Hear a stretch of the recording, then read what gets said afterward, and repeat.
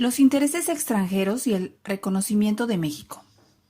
En la actualidad, México cuenta con el respeto y la amistad de numerosos países, pero esto no fue así en los inicios de su vida independiente. Por el contrario, nuestro país tuvo que hacer grandes esfuerzos para que otras naciones del mundo reconocieran su existencia como país soberano y respetaran sus derechos. Tras la consumación de la independencia, España adoptó una actitud de rechazo hacia México. En el fuerte de San Juan de Ulúa, en Veracruz, existía un grupo de españoles que se negaba a reconocer nuestra independencia. Ante esta situación, la Marina de Guerra Nacional, al mando del capitán de fragata Pedro Sainz de Baranda, consiguió que los españoles capitularan en noviembre de 1825. Con ello, se consolidó la independencia de México. Todavía en 1829, una expedición española desembarcó en las costas de Tamaulipas, pero fue derrotada por el Ejército Nacional. Después de este fracaso, el gobierno español quedó convencido de que no podría reconquistar México y en 1836 reconoció por fin su independencia. Capitulación. Convenio en el que se pacta la rendición de un ejército o tropas. Debido a compromisos políticos con España, el gobierno de Francia tampoco reconoció oficialmente la independencia de México. No obstante, mantuvo relaciones comerciales con nuestro país, pues le interesaba comprar nuestros productos y, sobre todo, vender sus mercancías. Empresarios y comerciantes franceses se instalaron en distintas ciudades como Puebla, Veracruz, Guadalajara y México. Igual que a muchos otros extranjeros, el gobierno les brindó facilidades para abrir sus negocios. En el aspecto económico, su presencia fue positiva, pero en el terreno diplomático dio lugar a graves problemas, como fue el caso de la llamada Guerra de los Pasteles, de 1838 a 1839. Aunque en la primera mitad del siglo XIX Francia estaba más interesada en comerciar con México, algunos comerciantes y diplomáticos franceses comenzaron a ser atraídos por los asuntos políticos.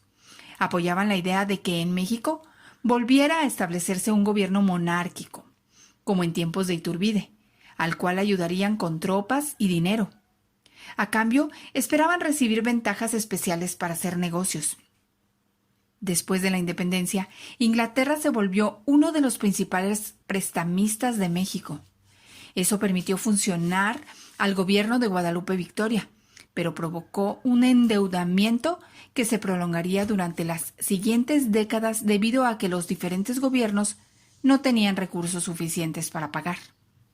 En 1825, Inglaterra reconoció la independencia de México y se firmó un tratado comercial.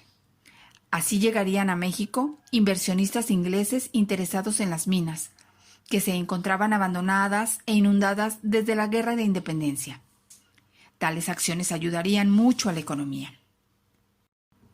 Estados Unidos fue uno de los primeros países que reconocieron la independencia de México. Esto era muy importante para nuestro país, pues se trataba de una república vecina que había luchado contra Inglaterra para obtener su independencia, y además tenía una economía bastante próspera.